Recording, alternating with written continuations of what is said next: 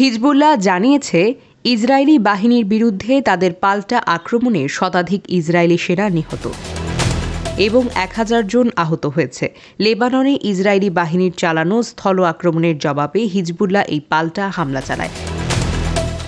মঙ্গলবার প্রকাশিত এক বিবৃতিতে হিজবুল্লাহ জানায়, তাদের যোদ্ধারা ফিলিস্তিনের দখলকৃত অঞ্চলগুলোর বিভিন্ন স্থানে অভিযান পরিচালনা করেছে।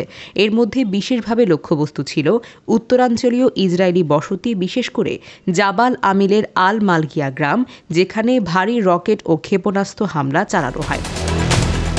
হিজবুল্লাহর অপারেশন রুম থেকে জানানো হয়, তারা অপারেশন খাইবার নামে একটি অভিযানে ৭০টির বেশিও সফল মিশন পরিচালনা করেছে।